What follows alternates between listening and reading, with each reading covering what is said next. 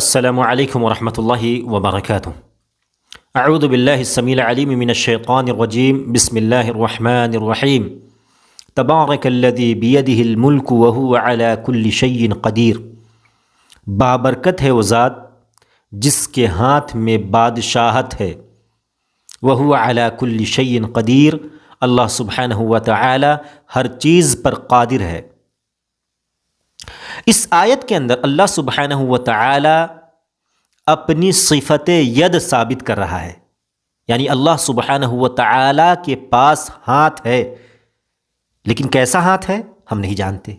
कैफियत के बारे में हमें कोई इल्म नहीं है, क्योंकि अल्लाह सुब्हानहु व तआला ने कैफियत का इल्म हमें नहीं दिया और न नबी करीम सल्लल्लाहु अलैहि वसल्लम ने हमें कैफियत का इल्म दिया। इसीलिए हम ये तस्लीम करेंगे कि अल्लाह सुब्हानहु व तआला का हाथ है, लेकिन कैसा है हमें नहीं पता।